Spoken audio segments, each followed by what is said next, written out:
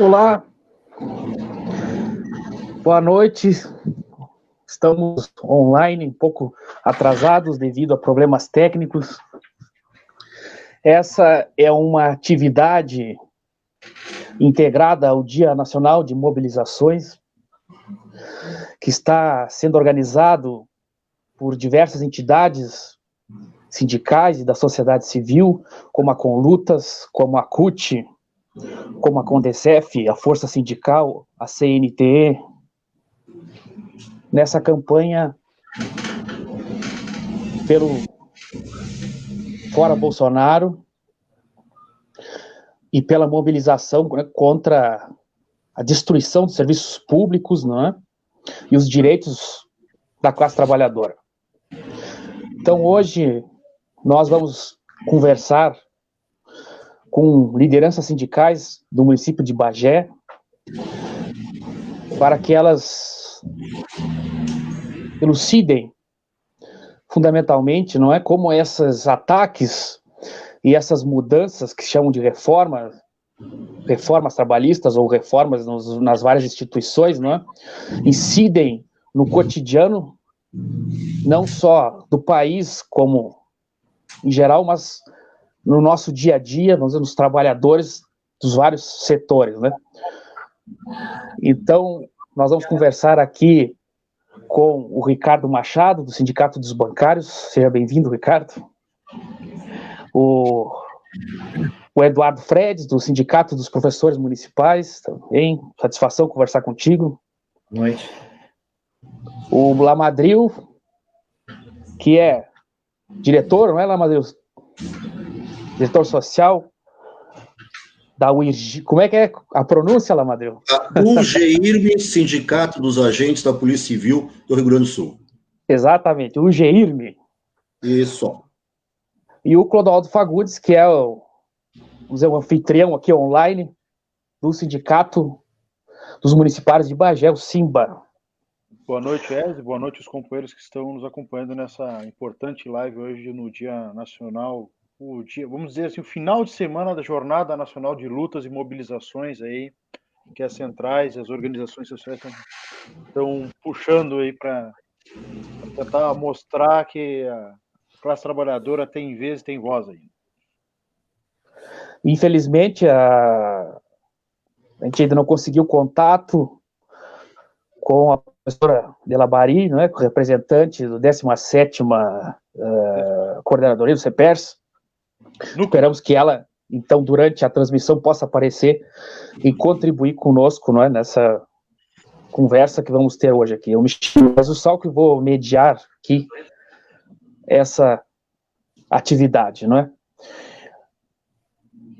Clodoaldo, eu queria, começando contigo, a lei complementar 173 proíbe, por exemplo, que seja chamado novos funcionários, né, que fizeram concurso, proíbe a realização de concursos, né, e junto com ela, outra série de regulamentações e leis nos últimos tempos vem, né, criando um certo de impedimentos para os serviços públicos, né. Eu queria que tu falasse um pouco disso, como é que essas atividades implicam, né, no município, quando o problema do Covid-19, né, é utilizado para criar arroxo, para destruir, não é, os aparelhos do Estado, né? Bom, mais uma vez, boa noite aos companheiros que estão nos acompanhando nessa jornada de hoje. Nós temos visto que o governo já vinha com uma série de medidas, na realidade, de ataques ao funcionalismo, né, e aos sindicatos no período anterior. Foi a medida provisória 917, se não me engano, a medida provisória 905, medida provisória 927, medida provisória 936, que atacam o conjunto dos trabalhadores. Bom, no meio dessa pandemia, ou no começo da pandemia, o governo editou essa lei complementar 173, se não me engano, o número 173, que no meio da pandemia, que nós precisamos do setor público agindo de fato,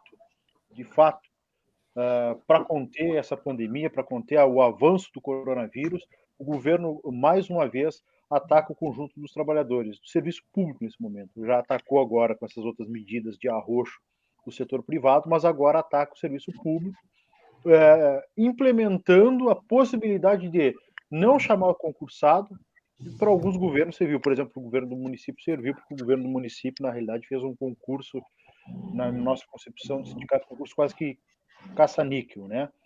Que ele oferecia apenas uma vaga, né? E o Fred depois vai falar também sobre essa questão, pode falar, para cada função.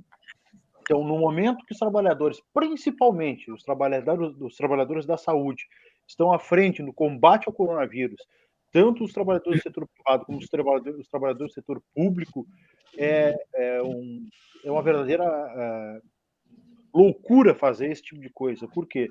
Porque o povo pobre da nossa cidade e de outras tantas cidades desse país não tem condições de, por exemplo, ter acesso à saúde privada, que é muito cara no nosso país, caríssimo.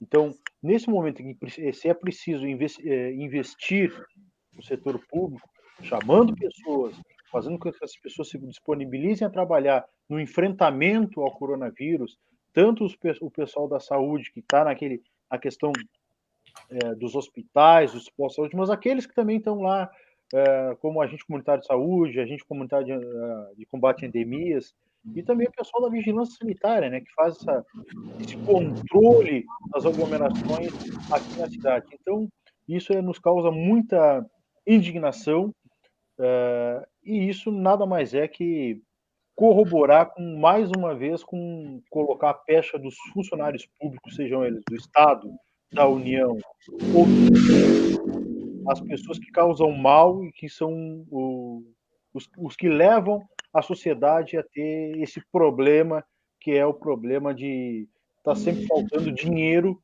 para coisas que eles administram de maneira muito errada. Então, para nós é muito caro manter concurso público, lutar por concurso público, lutar contra o processo de terceirização, que também está colocado na ordem do dia, seja ele no Estado, na União, no município.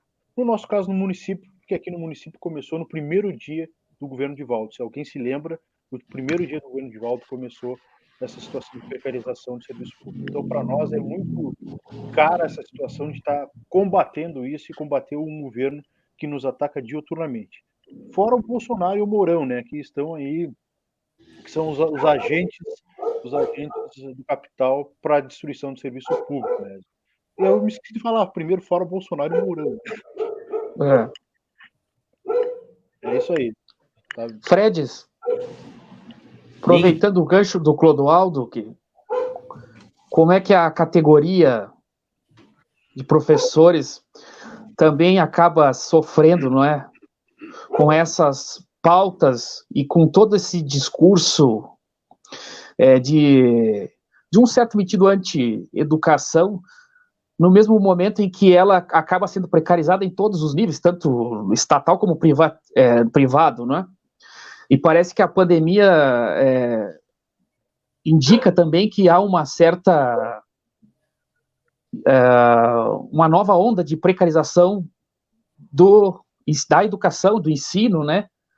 Eu queria saber como é que os professores do município também recebem todas essas medidas do governo e, de modo geral, esse ambiente que se cria, né, há já algum tempo, de precarização do ensino, né? Exatamente. Assim, boa noite a todos, primeiramente. Né? Essa questão da precarização não é de agora, eles já estão usando, na minha opinião, estão utilizando do Covid, né, de uma pandemia, caiu feito uma luva para governos corruptos, governos contra o servidor público, né, que gostam de usar a mão de obra terceirizada, a mão de obra de CCs, que eles utilizam para seus desvios financeiros aí, né, rachadinhas. A gente tem acompanhado isso pelo Brasil afora, né, inclusive investigações chegando nos filhos do presidente. né? E isso ocorre em diversos municípios, estado, enfim, né? Então, assim, ó, o servidor público ele é atacado de todas as formas para que eles tentam provar para a população que o servidor público não é viável, para que possam botar serviço terceirizado e contratar seus chegados, para que esses possam participar de acordos financeiros, né, pagamentos posteriores e posteriormente também nas eleições dessas pessoas que atacam o servidor público. Como o Clodoaldo já havia comentado, e eu quero comentar do concurso público também, a gente viu desde o início que esse concurso público, para mim, na minha opinião, vou falar na minha opinião, sou representante do sindicato, pode haver alguns sócios, alguém da categoria que não concorde, mas essa eu acredito que seja a opinião da maioria, da grande maioria. Esse concurso, ele já desde o início, eles não queriam chamar no concurso. Assim como desde o início o prefeito municipal não queria dar aumento para ninguém.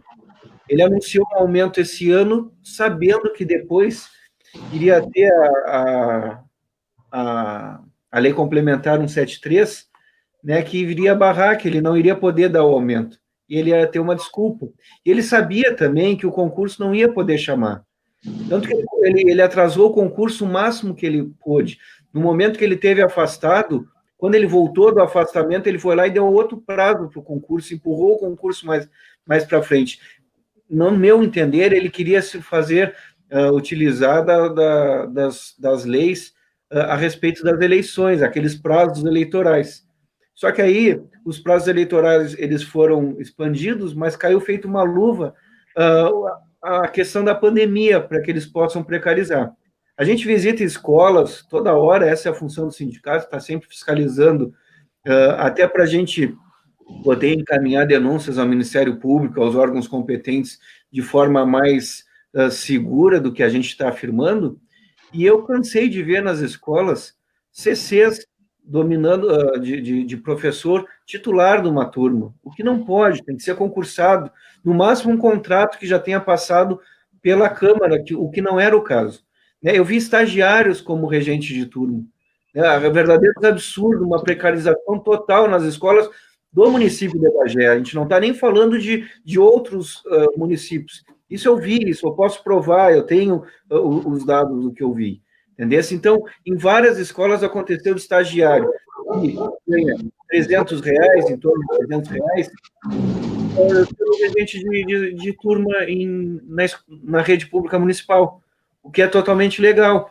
Fizemos as denúncias cabíveis, né? Espero que esteja sendo investigado isso, e fizemos o que a gente pôde fazer. Infelizmente, o sindicato não tem a ferramenta de autuar ou de fazer alguma coisa mais séria, mas da nossa parte, no que toca a questão de proteger a categoria, a gente tem que encaminhar as denúncias para os órgãos competentes, né?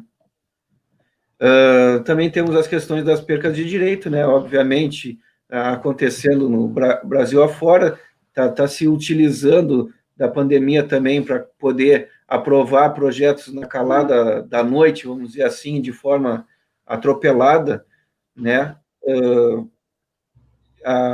Com o objetivo de prejudicar cada vez mais e, de certa forma, até criminalizar, né, os servidores públicos, de modo geral, e os sindicalistas. A gente sofre bastante com isso. Se lembrar, o Clodoaldo se lembra, o governo municipal aqui, ele é um pioneiro em ataques contra sindicatos. Lá em janeiro de 2018, nós ficamos sem o desconto dos sócios, que é uma coisa básica para sustentar o sindicato. A gente não está falando nem em contribuição sindical, a gente está falando do desconto dos sócios, que eles simplesmente deixaram de fazer de uma hora para outra, né? Nos deixando numa situação bem complicada financeiramente, que depois, mais uma vez, com uma ação judicial, nós conseguimos reaver que os sócios tivessem a possibilidade de ter descontado nos seus salários a parcela referente à mensalidade do sindicato, o que é permitido, ninguém é obrigado a permitir que descontem, né? Justamente eles descontam porque o sindicato oferece vantagens, tanto na sindical como na questão de assistencialismo de benefício para os sócios.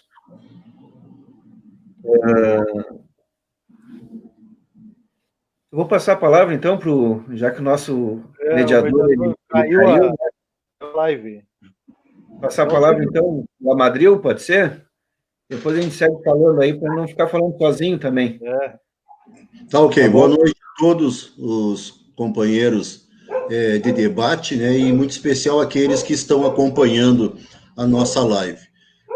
Eu tenho uma visão muito clara de tudo que nós estamos vivendo, colegas, que desde o impeachment da ex-presidenta Dilma, e aqui não tem nenhum viés ideológico, não tenho filiação a esse partido que era do governo, mas tenho a tranquilidade que dali por diante foi colocado em prática um projeto da extrema, da direita radical para combater e terminar diretamente com direitos e garantias dos trabalhadores, em especial no segmento do funcionalismo público em todas as suas esferas, né?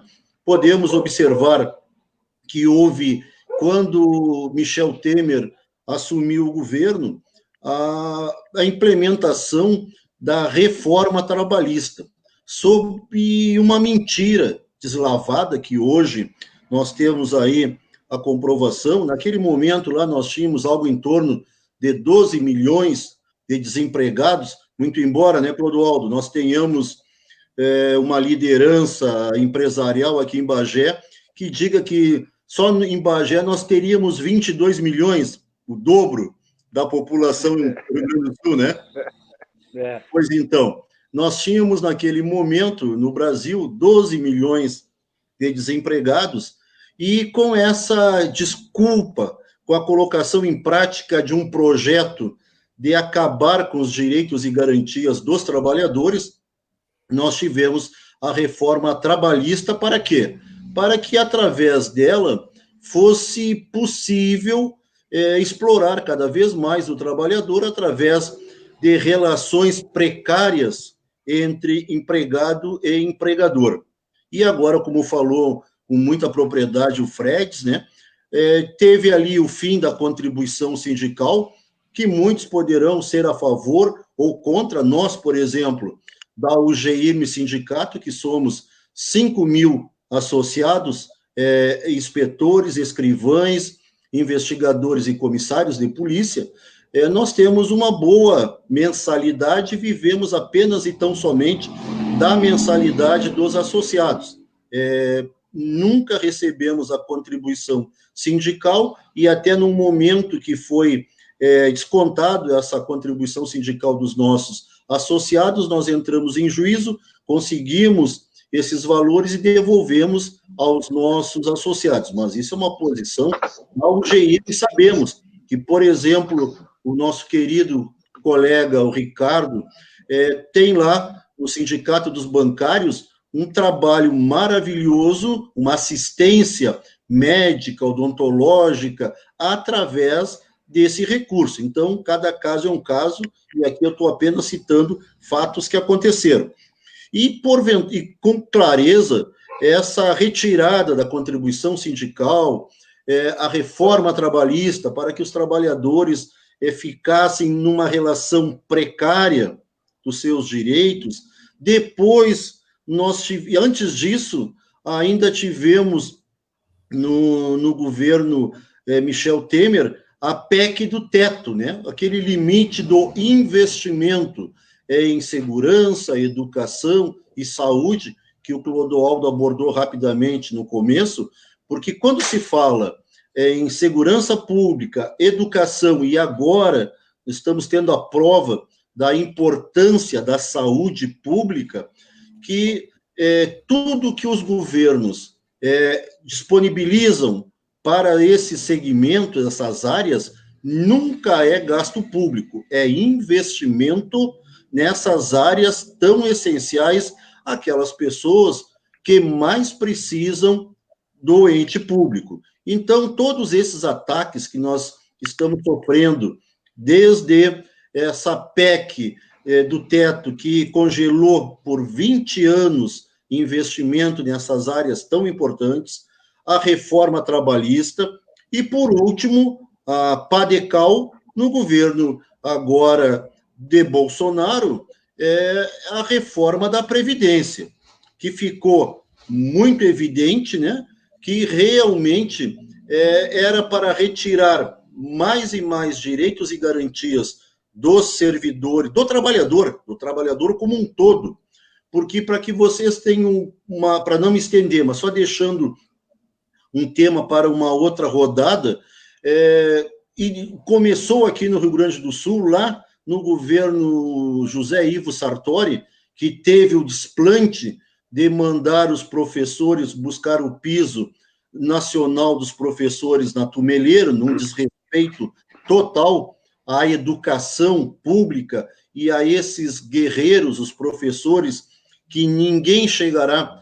a formação nenhuma se não passarmos pelos professores. Então, a gente vem acompanhando desde o governo Sartori, aqui no Rio Grande do Sul, quando tivemos um aumento de ICMS, tivemos antes da PEC do teto a nível nacional, já tivemos aqui no estado uma PEC também limitando os investimentos, principalmente em saúde, segurança pública e educação. Tivemos a criação da Previdência Complementar, e o Rio Grande do Sul foi o primeiro estado a contribuir, a ter a sua contribuição previdenciária de 14%. Vejam que Michel Temer tentou incluir a contribuição previdenciária de 14% para quem ganhava acima de 5 mil, e não conseguiu. E aqui no Rio Grande do Sul, José Ivo Sartori conseguiu. Para quem ganhasse acima de um salário mínimo, passamos a pagar 14% de contribuição previdenciária, e agora, na reforma previdenciária do atual governador Eduardo Leite, inclusive os aposentados e pensionistas passaram a recolher mais para a Previdência, ou seja, para a sua aposentadoria, já eles estando aposentados. E nós, servidores da ativa, ainda temos essa possibilidade de chegarmos dos 14%, já estamos com 18%, podendo chegar até 22% de contribuição previdenciária. Na contramão disso, os militares, por exemplo, no governo de um representante da sua categoria, tiveram um reajuste salarial e, em 2021, chegarão ao máximo de 10,5% de contribuição previdenciária. Aí fica escancarada essa situação totalmente diferenciada. Temos os ditos patriotas e aqueles que não são considerados patriotas, mas que realmente estão carregando esse país com essas contribuições que realmente é um assalto ao bolso de cada trabalhador, principalmente no caso do funcionalismo público, porque todo mundo sabe que a nossa contribuição, os nossos recursos, acontecem no contra-cheque, sem a mínima possibilidade do servidor público, de qualquer das esferas, fazer qualquer drible ao imposto de renda e aqueles descontos legais. Vou falar, então, com o Ricardo agora. Ricardo, eu voltei, né? Peço desculpas pela queda. Ricardo, também a gente há poucos dias ouviu que há uma possibilidade muito grande dos bancários ficarem trabalhando em home office, não é? O que precariza ainda mais, não é? O trabalho dos bancários, que além disso sofrem também com o problema de uma racionalização dos serviços das pessoas através dos mecanismos digitais, né? Então, há uma série de problemas aí que se colocam já há algum tempo, esse problema da informática como substituindo, né, os bancários, e ao mesmo tempo a pandemia como, mais uma vez, uma justificativa para precarizar o trabalho, né? E uma forma de racionalizar e os bancos terem mais lucros ainda, né? No momento em que eles, no momento de crise profunda, em que eles estão tendo grandes lucros, né? Então, queria saber como é que isso, a nível, vamos dizer, estrutural, nacional, se coloca, e como é que isso afeta a categoria no Estado e em Bagé, né? Boa noite. Boa noite, primeiro, a todos e todas. Eu queria retomar um pouco a questão que o pessoal falou,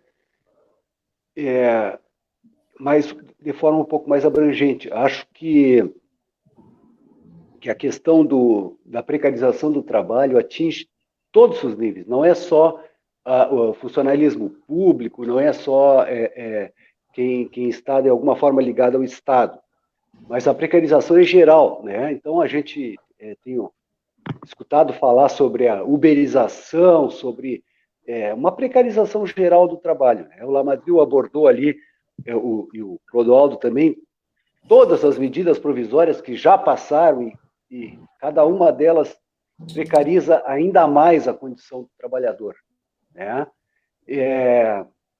Sem dúvida nenhuma, essa ameaça do desmantelamento do mundo do trabalho atinge a toda a classe trabalhadora. Não tem ninguém que seja empregado, que seja trabalhador, que não esteja sendo atingido de alguma forma, a não ser os militares, como bem disse o Lamadril, né? É a única categoria que teve aumento e que continua com uma situação favorável diante dessa imensa crise que nós estamos vivendo no mundo do trabalho. Aquilo que tu me propõe de fazer uma análise quanto à questão dos bancos, eu diria o seguinte: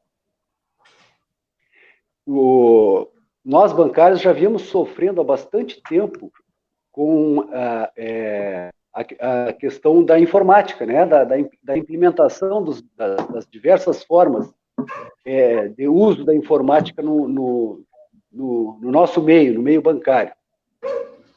Bem, a pandemia veio bem a calhar para esses tubarões aí do capital, né? Esse povo está utilizando desse momento, né, para colocar isso como uma ameaça na classe bancária, né? Então, esse pessoal que está, infelizmente, afastado porque tem comorbidades ou porque é do grupo de risco, de alguma forma, né? E essas pessoas estão afastadas, eles estão sob intensa ameaça desses banqueiros, né? Isso já vinha acontecendo de alguma forma, né? Só está acontecendo, na verdade, um aprofundamento, né? E eu, particularmente, temo muito mais pela população que vai ficar numa situação de desassistência, vai se criar uma legião de pessoas desbancarizadas que não terão acesso a nenhum tipo de crédito, nenhum tipo de... Porque a gente sabe, é necessário que se tenha os meios para poder lidar com esse banco digital aí, com esse banco que não existe, na verdade, né, que não existe fisicamente, né? É preciso que essas pessoas tenham os meios digitais para acessar esse processo. E a grande massa da população, e agora extremamente empobrecida diante dessa questão da pandemia, o desemprego crescente, a renda média do trabalhador está caindo, né? Vai cair ainda mais.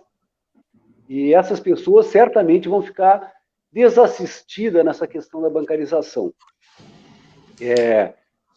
E quando conseguirem chegar lá, né, a gente está vendo aí esse auxílio que foi dado pelo governo, né? As pessoas estão sendo tratadas de uma forma terrível, né? A gente passa ali na frente da Caixa Econômica Federal e vê aquela fila imensa de pessoas, né? Tentando resolver de alguma forma esses problemas que, na verdade, o governo devia alcançar uma solução e alcançou um problema para as pessoas, porque as pessoas não conseguem acessar, e quem consegue acessar são as pessoas que acessaram indevidamente, né? A gente sabe, pela lista que tem no portal da transparência, que é imenso o número de pessoas que se beneficiaram desse auxílio emergencial indevidamente, né? E, bueno, parece que esse processo de desmonte do sistema bancário presencialmente, né? Eles vão atender os ricos. É mais ou menos aquele discurso do Paulo Guedes, né? Que diz assim, não, vamos atender a quem tem dinheiro, vamos atender aos ricos, aos grandes. Os pequenos nós não vamos atender, eles não vão dar retorno, eles vão dar prejuízo, né? Então, me parece que as coisas caminham nesse sentido aí, né?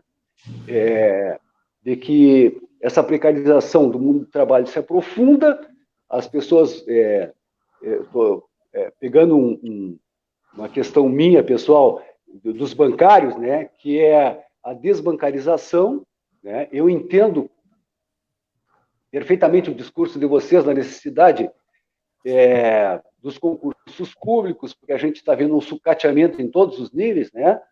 O INSS não consegue atender mais ninguém, não tem gente lá para atender, né?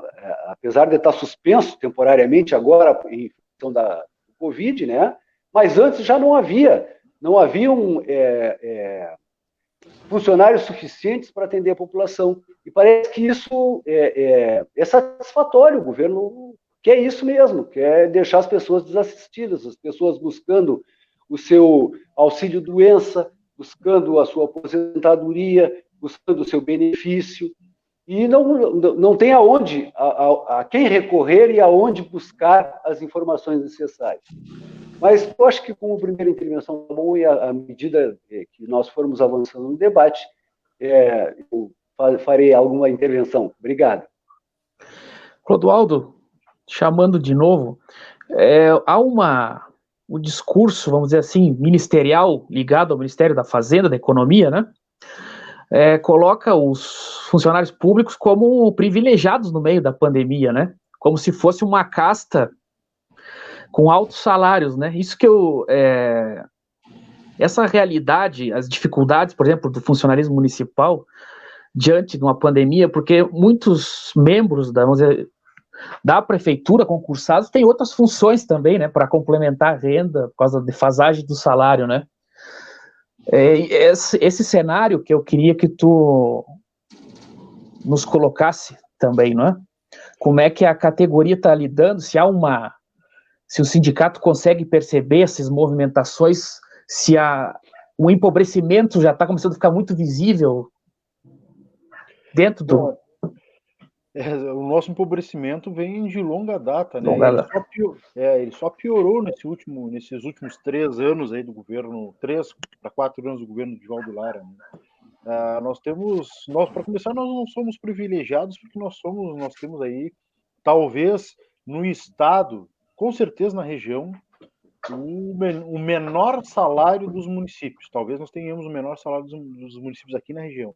E talvez um dos menores salários do estado do Rio Grande do Sul, como salário base. Então, que privilégio é esse? Em que nós temos um salário base de R$ 463.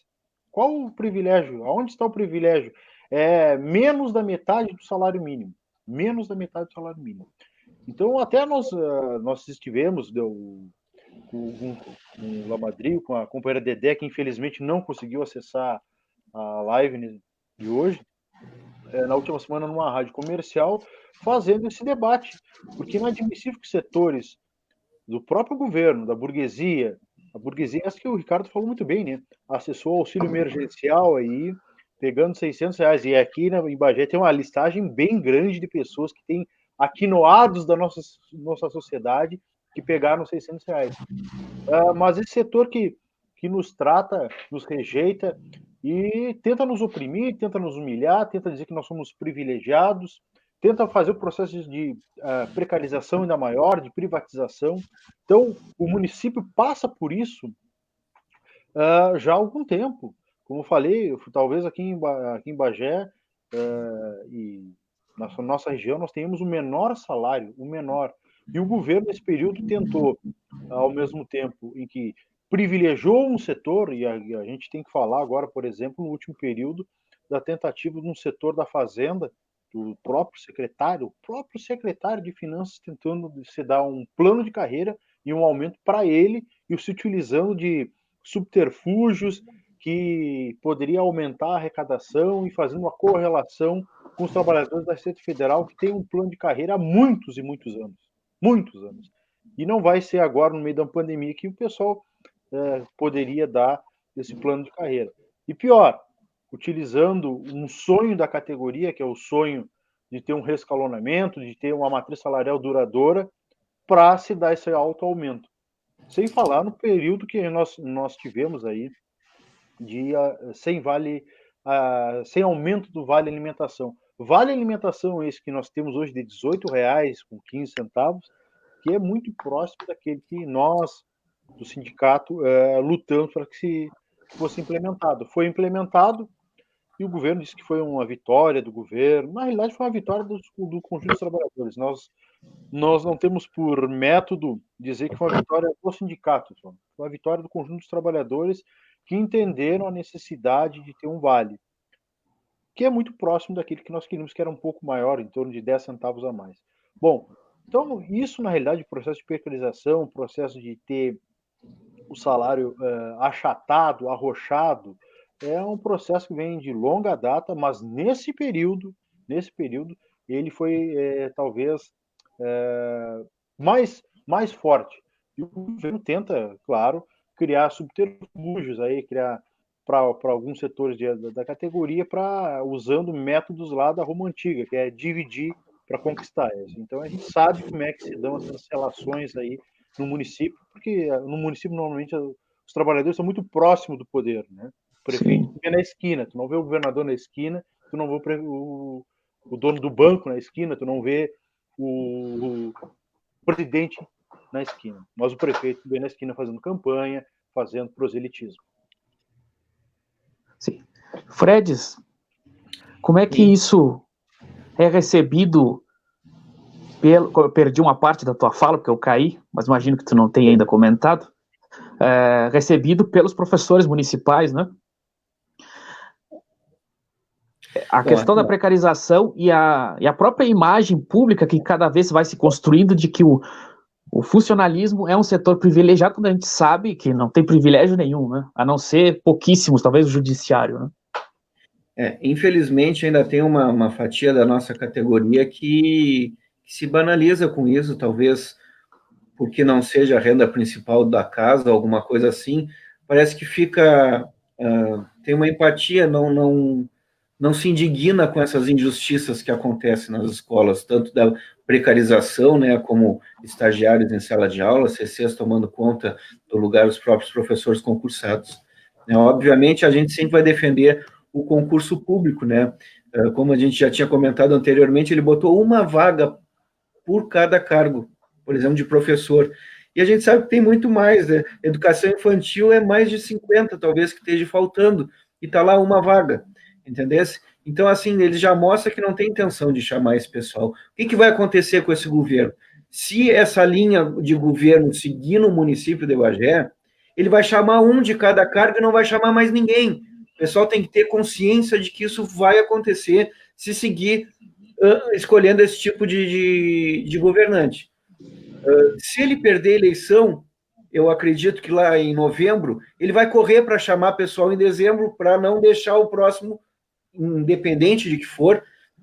Não estou defendendo linha ideológica nenhuma, também estou sem partido e por estar em sindicato eu não quero ter uma tendência partidária até ao comentar isso, mas quem nos ataca a gente sabe, a gente tem que denunciar isso para a categoria, né? Se ele, por acaso, perder, ele vai inchar a prefeitura, vai chamar o máximo que ele puder chamar dentro dos limites, né? Para inviabilizar o próximo de chamar CC. Isso a gente já está vendo que vai acontecer.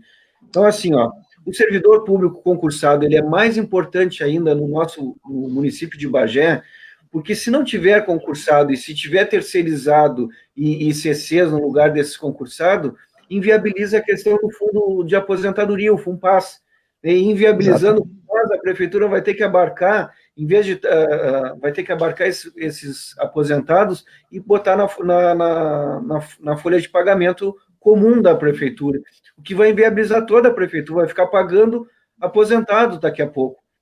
Entendeu? Então, é uma questão muito séria do que está acontecendo e que o governo não está, parece que ele governa para sair amanhã, e essa é a sensação que eu tenho com o atual gestor municipal. Parece que ele está governando o município para sair amanhã e que estoure a bomba no próximo que chegar.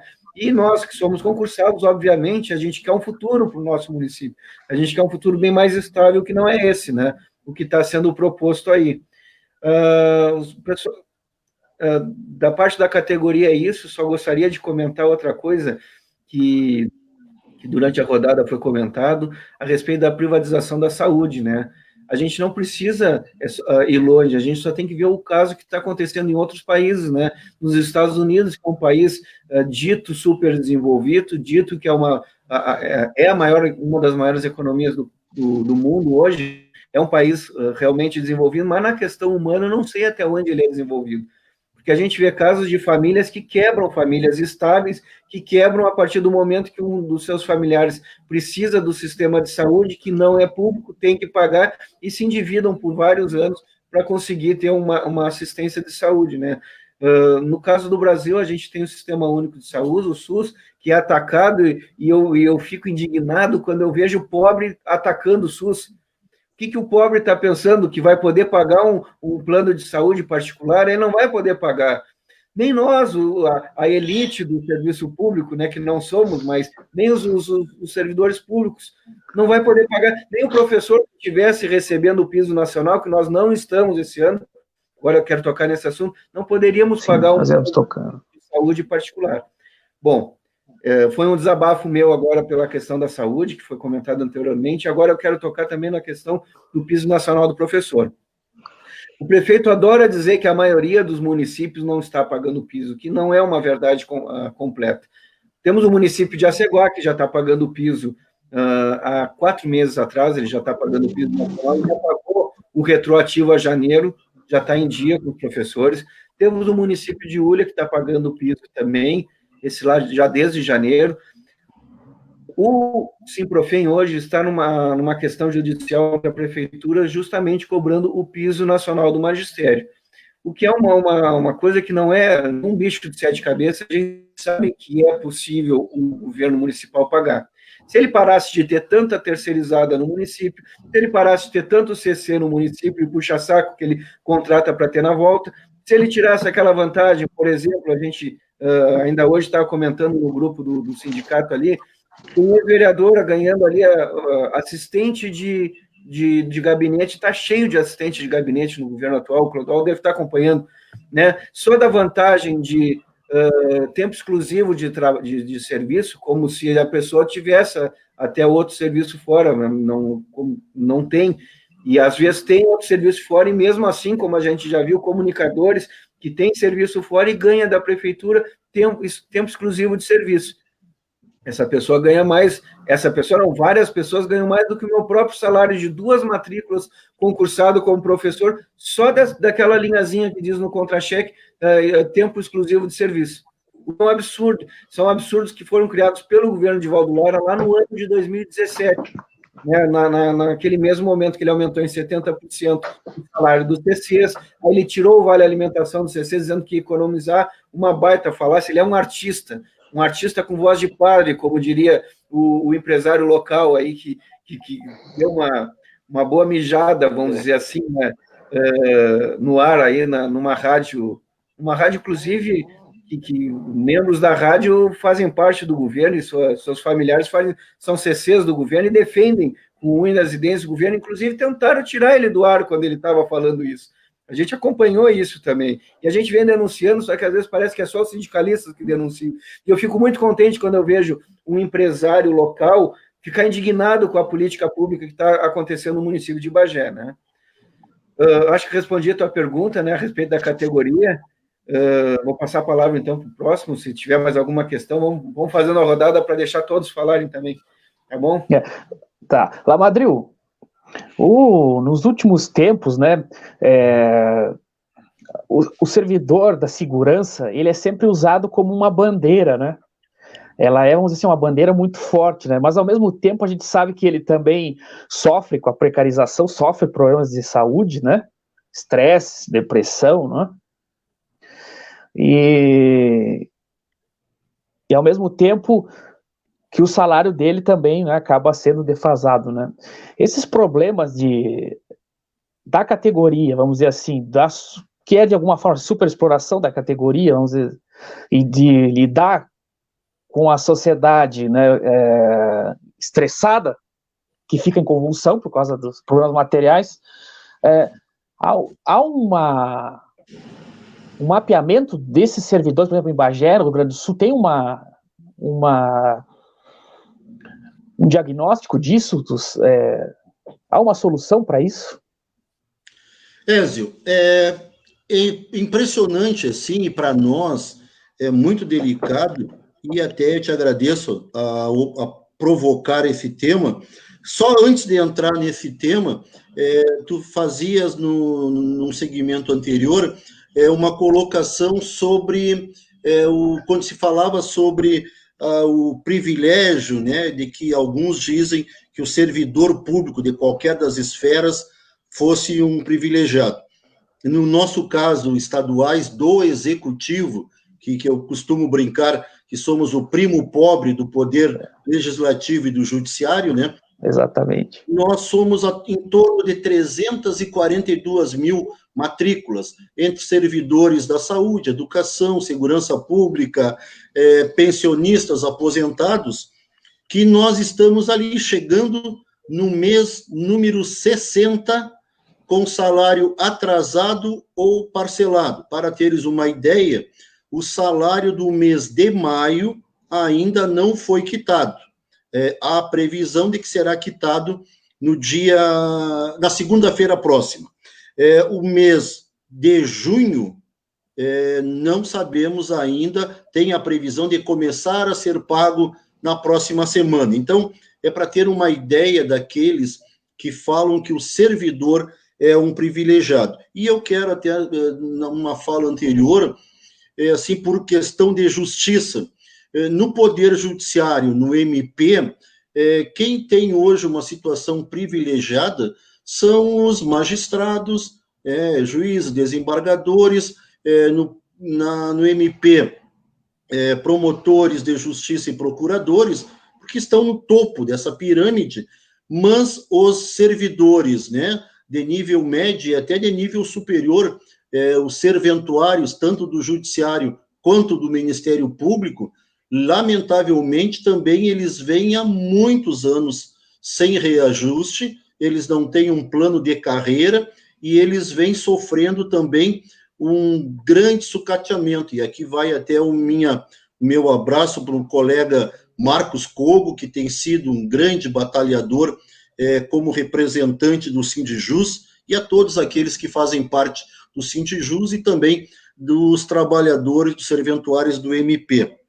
E quanto a essa questão da doença, principalmente do emocional dos servidores da segurança pública, aqui eu me reporto aos colegas da Polícia Civil, porque não tenho procuração dos colegas da Brigada Militar, mas eu posso dar um pitaco porque eu acompanho muito, vejo que nós temos essa semelhança nas nossas atividades, embora um seja Polícia Judiciária e o outro preventivo ostensivo, mas graças a Deus, no Rio Grande do Sul, em especial em Bagé, nós temos tido uma boa qualidade no enfrentamento à criminalidade pela interação, pela integração da Brigada Militar e da Polícia Civil. E também sou muito amigo, temos um programa, eu tenho um colega, Zé Maria, que é diretor e representante da BANF, que é os servidores de nível médio, só para dizer que, lamentavelmente, entre os policiais militares, nós temos um maior número de suicídios no Rio Grande do Sul. Nós acompanhamos o ano passado, esse ano, até mesmo oficiais, graduados, soldados da nossa Brigada Militar cometendo suicídio. Tivemos poucos casos da Polícia Civil, tivemos muitos casos de mortes em combate durante operações, colegas da Brigada Militar e da Polícia Civil, e isso aí causa uma dor, um adoecimento no emocional e também no físico, nós temos na Polícia Civil um setor em Porto Alegre, junto à chefia, que é o SAI, que é um serviço de assessoramento especial no que tange à saúde. Mas eu não vejo grande praticidade, um trabalho que realmente tenha um efeito. Por quê? Porque ele não faz avaliações periódicas nesses trabalhadores. Somente quando alguém sente que não está mais em condições, ou se por acaso um delegado vê o seu subalterno que ele está passando por um momento muito delicado, ou muitas vezes nós mesmos, colegas, e nós da UGIRM, nós temos um bom acesso ao SAI, e por vezes a gente observa o colega, conversa com o colega para ver se ele permite que a gente solicite ao delegado ou diretamente mesmo o SAI, mas assim, na tua pergunta, no que principal, não tem funcionado porque não existe uma avaliação periódica para medir o grau de sofrimento da pessoa. Aí tu imaginas, nós estamos caminhando agora para o mês 60, com salário atrasado parcelado. Imagina como cada um de nós sai para trabalhar, de repente com um aluguel estourando, a prestação da escola particular, da universidade, medicamento, uma série de coisas, e hoje é muito comum termos o casal trabalhando na polícia, ou o casal de professores, mas aqui falando no aspecto da polícia, né? Os dois com o salário atrasado, como manter a economia, a organização familiar? Isso aí, com certeza, causa uma disfunção, causa um desequilíbrio emocional nesses profissionais e entre tantas outras categorias aí que estão na linha de frente, mesmo durante essa pandemia, a polícia segue fazendo o seu trabalho no enfrentamento diário da criminalidade, e isso só aumenta esse grau de sofrimento que a gente sofre. E antes de encerrar minha participação nessa rodada, eu quero que nós temos que ter um cuidado muito grande, como bem falou o Clodoaldo, o Ricardo, porque esses ataques constantes a todas as categorias de trabalhadores, seja da iniciativa privada, seja do público, nós temos que ter muito cuidado, que, como falou Clodoaldo, o dividir para enfraquecer. Eu tenho em mente, como servidor público estadual, há 39 anos, poderia estar aposentado, a nossa aposentadoria é especial, embora tenha recebido algumas modificações agora, pelo atual governo, que se dizia um admirador da segurança pública. Na verdade, ele destruiu, ele e aqueles eleitos lá para o Congresso Nacional, para que se diziam com discurso que iriam lutar pela segurança pública. Ao contrário, eles querem vender armas para cumprir com aqueles acordos com o armamento, com as fabricantes de armas, mas não investem em segurança pública, que é o que o cidadão precisa, e a segurança pública, como saúde, é dever do Estado e direitos do cidadão. Então, assim, eu quero pedir a todos que estão nos ouvindo que não se deixem levar por essas cantilenas de querer colocar os trabalhadores uns contra os outros. Tanto nós, servidores públicos, somos importantes, como considero extremamente importante todos os trabalhadores da iniciativa privada, porque nós, todos juntos, fazemos movimentar essa engrenagem que é a economia do Brasil, e todos nós, nem mais nem menos, somos importantes, e juntos temos que cobrar os nossos direitos e garantias. Ricardo, também vou seguir nessa linha, porque eu sei que os trabalhadores, os bancários, né, os trabalhadores dessa área, também sofrem muito com estresse e depressão por a exigência de cumprir metas excessivas a todo momento, né? E, ao mesmo tempo, o bancário, ele é a cara do banco, né? Então, eles são vistos, sempre quando o pessoal critica, parece que é o bancário que recebe a crítica, né? E não sistema financeiro todo, né, os proprietários dos bancos, né? Então, como é que esse problema de saúde se coloca na categoria e se há um contra-ataque, né, a essa exigência sucessiva e infinita de cumprir metas e de exaurir, né, o funcionário do banco, né, diminuir, como eles chamam, racionalizar todo o funcionalismo para depois pressionar poucos ali, né, para cumprir aquelas metas. Né? Certamente. Certamente o adoecimento na categoria bancária é bastante grande, né? E o principal, há um tempo atrás, o adoecimento do bancário era por LER-DOR, né? A inflamação dos tendões, dos braços e do ombro, pela digitação. Era esse o problema de saúde dos bancários. Agora, recentemente, há uns 5 anos para cá, o adoecimento do bancário é adoecimento psicológico puro. O que adoece a categoria é as metas abusivas, essa questão da pressão contínua. O cara chega de manhã para trabalhar, já tem uma live com um gerente regional pressionando o cara para vender não sei o quê. Hoje nós vamos vender isso, hoje nós vamos vender aquilo. O modelo é mais ou menos aquele do mercado, né? Os companheiros que trabalham nos mercados, né? Quando tu vai passar tuas compras ali, o cara diz assim, hoje eu quero vender o chocolate, a bolachinha, ou não sei o quê. E assim funciona com o bancário. Né? Nós temos meta de vender tantos seguros, nós temos metas de vender tantos seguro de carro, seguro de residencial. Bom, são diversos os produtos que os banqueiros querem colocar na categoria, né? E o cara tem um cargo, né? Que hoje tu entra no banco, todo mundo é gerente no banco, gerente de alguma coisa. Não tem bancário que não seja gerente hoje, todo mundo é gerente. O cara recebe uma comissão, né? E fica sobre uma constante ameaça de que ele vai perder aquela comissão, né? Se ele não vender a quantidade necessária de produtos que o patrão determina. Né? Então,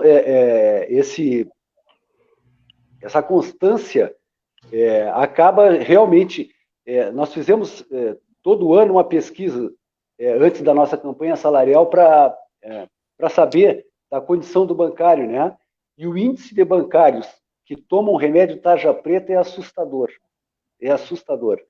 Só que eles só respondem essa pesquisa se ela não tiver nome, não tiver identificação, né? Senão ele não responde, né? Mas quando a pesquisa é feita sem identificação, a gente fica simplesmente assustado com a quantidade de colegas que tem que fazer uso de medicação controlada. Eu sei que não é só a minha categoria, eu sei que os professores também passam por isso, né? O Eduardo está aí, pode falar sobre isso, o adoecimento dos professores é bastante grande também. E algumas outras categorias, o Lamadril falou nos policiais, nos policiais civis e nos brigadianos que também sofrem com essa questão do risco, né? Do risco de vida esse descompasso financeiro, de receber atrasados, tudo aí também gera a questão de adoecimento. Mas acho que isso tudo é pano de fundo para um processo bem mais amplo, né?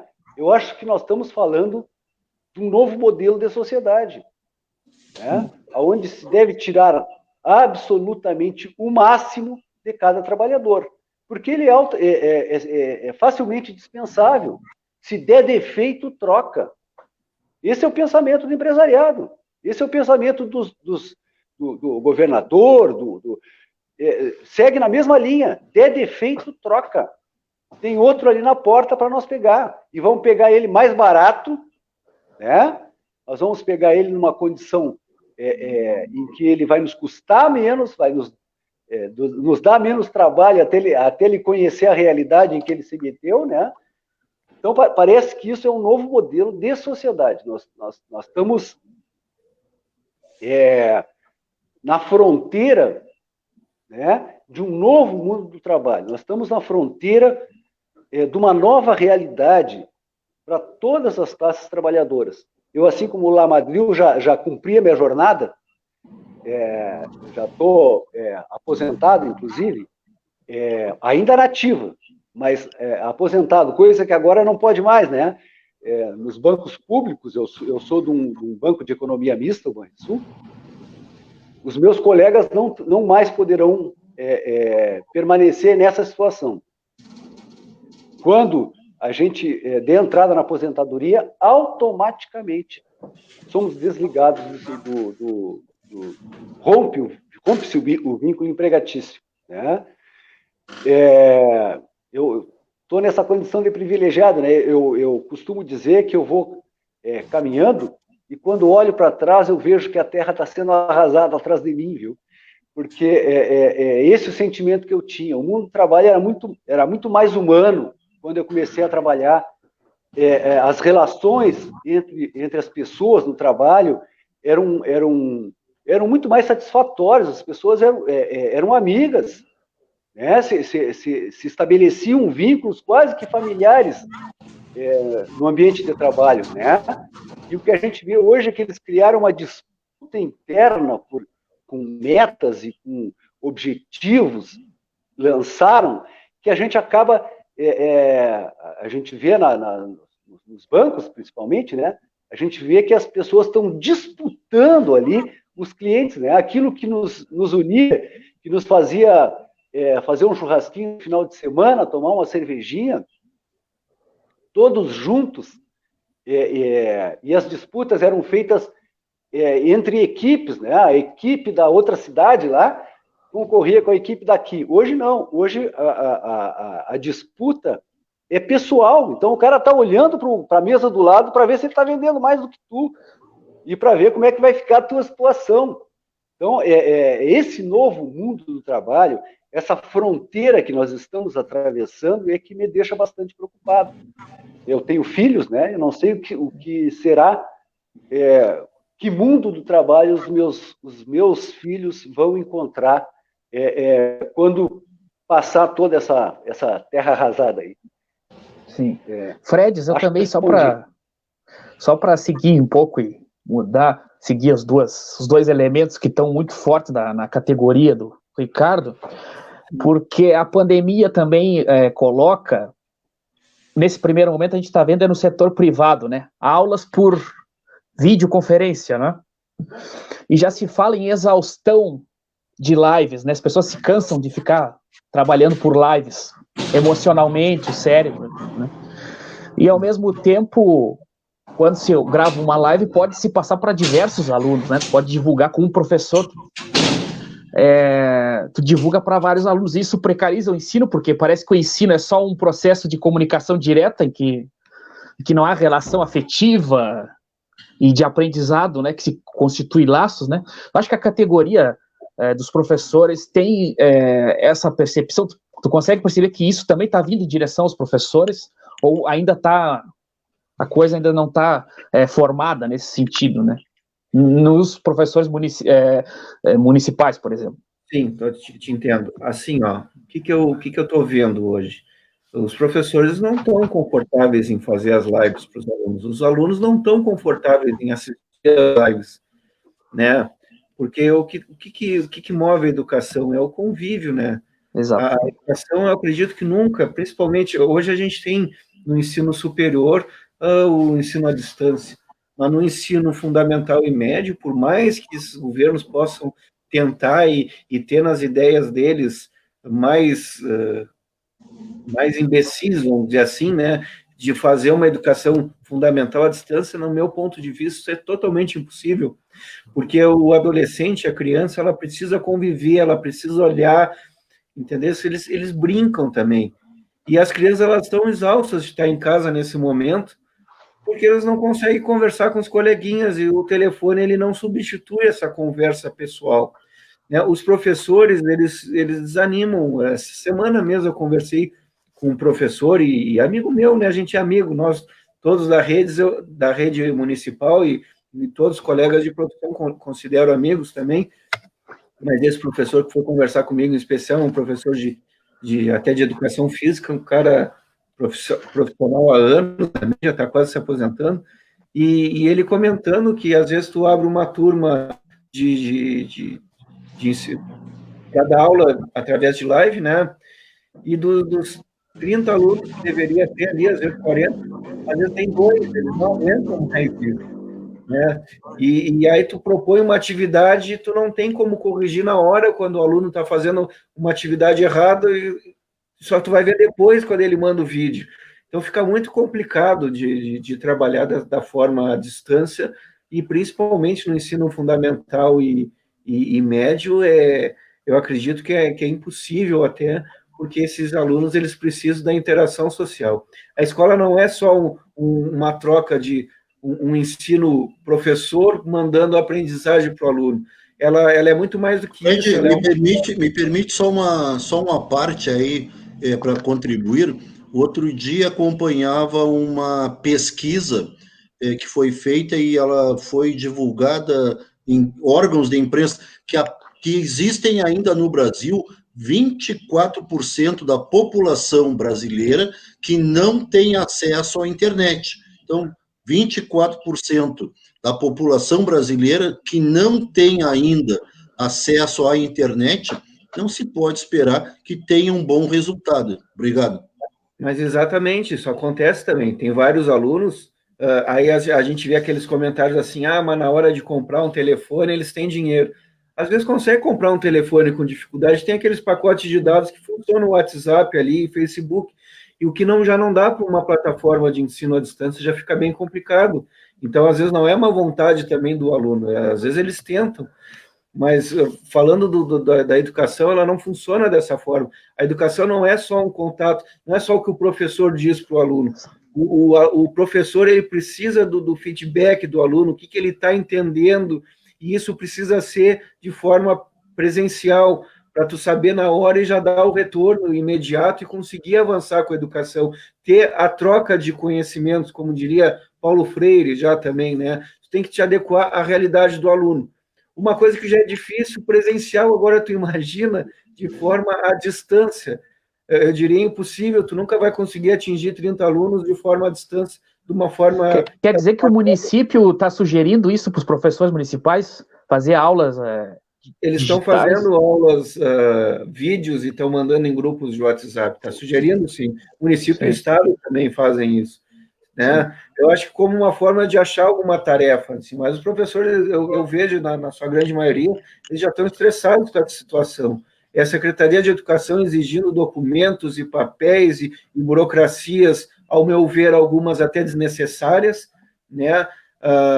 Por parte desses professores, os alunos não têm aquele interesse que teriam se tivesse uma aula presencial, só que, infelizmente, a situação nos coloca, né, a pandemia nos coloca a trabalhar dessa forma, porque, infelizmente, não tem outro jeito de tu trabalhar. Eu entendo que se as aulas voltassem hoje, seria um desastre total, em função da pandemia.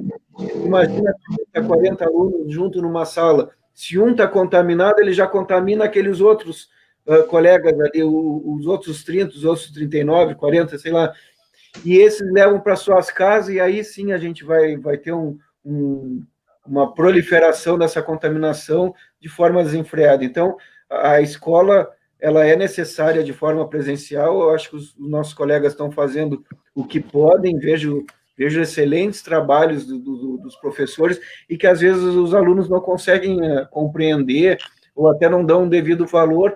E o que eu não culpo também os alunos, porque eles precisam da interação com os colegas e com o próprio professor, claro, com a escola, enfim.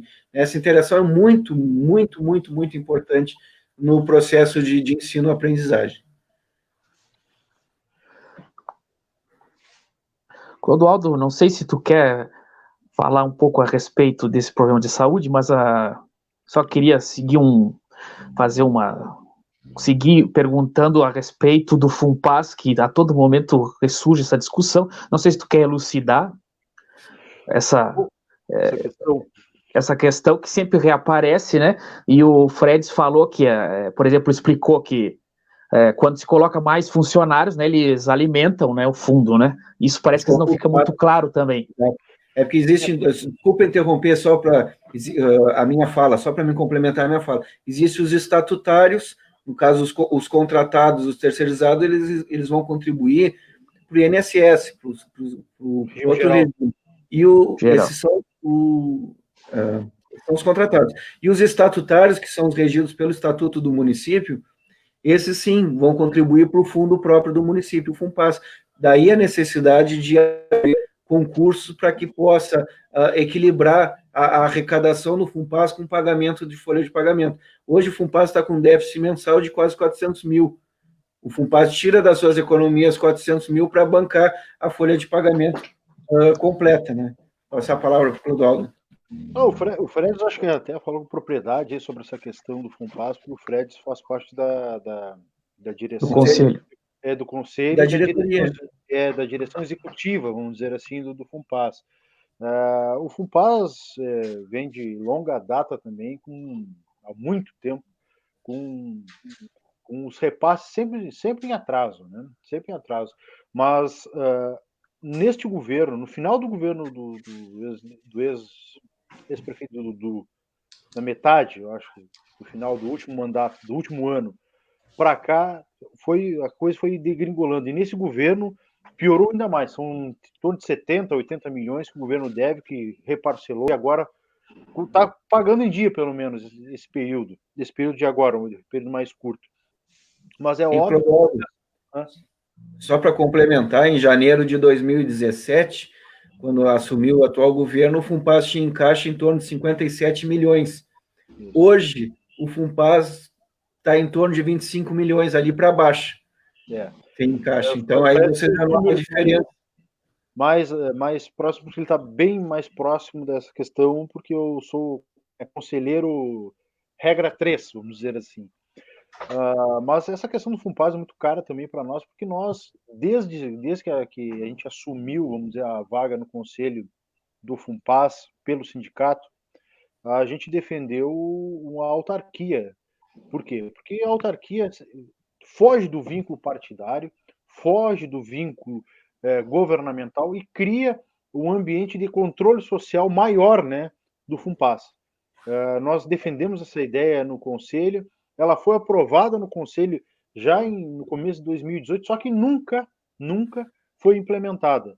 Havia boicotes até, o Fred sabe, e Ézio, e o pessoal que está nos ouvindo e nos olhando nesse momento, para conseguir um carro, por exemplo, para ir conhecer uma autarquia desse tipo em outra cidade. Uma coisa assim, que tem carro na prefeitura para tudo, né? Para lá e para cá nos carros, mas não tinha carro para ir 2 ou 3 conselheiros conhecer a estrutura de uma autarquia que a gente queria construir nesses moldes. Bom, isso é um problema e a gente tem que resolver esse problema. Não vai ser no governo que vai ser resolvido, talvez não seja no outro, e a gente tem um medo, eu particularmente fico muito receoso que o FUNPAS vá à bancarrota nos próximos 2, 3 anos. Isso é bem possível de acontecer, e não é querer fazer aqui terrorismo com as pessoas, é a realidade. Tá? A realidade nua e crua, ela tá posta. Bom, nós queremos que se faça concurso para criar as condições mínimas para que os trabalhadores consigam repassar os valores das suas contribuições e o governo também pare de terceirizar, porque o processo de terceirização é drenar recursos que poderiam ser alocados no FUNPAS para melhorar a situação financeira do FUNPAS e não enriquecer barões aí do processo de terceirização. Esse contexto, né, a pandemia serviu para isso, né, para terceirizar, para desmantelar o serviço público. E nós temos visto aí, por exemplo, também essa questão que o Fred falou aí da educação. A educação sendo desmantelada, os alunos não têm acesso à internet, mas têm videoaulas e as pessoas não têm, às vezes tu não tem comida em casa. E agora tem um vereador que criou a lei de uma marmita. Essa lei da marmita pode criar, como a gente está investigando a situação, de uma possibilidade de contágio na escola já, por Covid. Porque as pessoas vão se aglomerar para ir para esse local, para os locais, né, para as escolas. Então vai lá, vai estar a merendeira, vai estar a diretora, vai estar o corpo técnico da escola e vai estar os pais dos alunos, vão estar os pais dos alunos. Por que não criar nesse momento o quê? A possibilidade de ter um cartão alimentação para as pessoas comprarem sua alimentação nos locais perto da sua casa, nos mini mercados, nos mercadinhos, e não fazer com que as pessoas se amontoem, se aglomerem indo para as escolas, o que pode ter causado já, a gente está verificando isso, a possibilidade de contaminação por Covid de trabalhadores do município nesse período. Antes de encerrar minha fala nesse período, já está, acho que até avançado, me solidarizar com um colega nosso, que é diretor sindical da CUT aqui na cidade, o nosso colega do DAEB, que foi contaminado pelo Covid-19, dizer que a gente é solidário, esse companheiro, um companheiro que é delegado sindical de um sindicato do Sindiágua, né? E a gente é parceiro do companheiro, que for necessário, o nosso sindicato é parceiro para ajudá-lo. Ele já está em isolamento e espero que ele melhore o mais rápido possível, Ezio e companheiros que estão nos escutando e nos vendo nesse momento. Lamadril, só para aproveitar esse debate, que eu disse que eu tá bem vivo na categoria dos bancários e parece que está andando rapidamente para os professores, eu queria saber se o problema da automação, vamos dizer assim, dos computadores e da superexploração de um trabalhador realizando várias atividades e a substituição deles por computadores, isso está acontecendo na segurança pública? Esse tipo de racionalização do quadro de funcionários também acontece na segurança pública? Isso causa problemas? Tu vê que tem alguma coisa em direção a isso também na área de vocês? Nós estamos agora com esse momento, essa pandemia, também disponibilizando. Já havia essa disponibilidade da delegacia online, né, por parte da polícia, para que as pessoas pudessem registrar a ocorrência através da internet.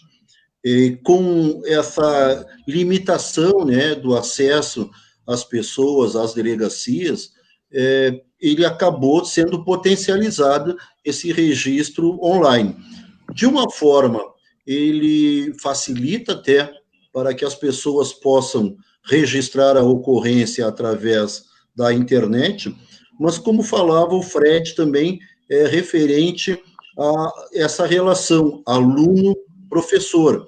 Eu também vejo com preocupação, porque todos nós profissionais de segurança pública, através da nossa experiência, através do feeling, dos treinamentos que nós temos, é possível, quando a pessoa registrando a ocorrência, né, em loco, comparecendo à delegacia, possibilita que nós possamos até observar detalhes das partes ali presentes e também, quando necessário, já realizarmos questionamentos, de repente até mesmo a tomada de depoimento no momento do registro, porque esses dados são muito importantes para o início da investigação e elucidação dos fatos. Então, se de uma forma tem um acesso facilitado ao cidadão, mas eu também vejo com preocupação, porque ela depois acaba atrasando no que se refere à investigação, à elucidação dos fatos, né? E também isso aí causa uma preocupação no que se refere ao efetivo da Polícia Civil. Para que vocês tenham uma ideia, quando ingressei na polícia em 1981, logo ali em 1985, nós chegamos a ter 5.800 profissionais na Polícia Civil, entre delegados e agentes. Hoje, 2020, nós temos uma população aí acima de 11 milhões de gaúchos, nós não temos devemos ter em torno de 4.800 policiais ativos, entre delegados e agentes. Então, vejam que a criminalidade cresce, a população aumentou muito e não se vê o investimento por parte do Estado do Rio Grande do Sul, aqui falando da nossa província, em termos de segurança pública. E a gente está acompanhando os problemas, como a gente falou no bloco anterior, né?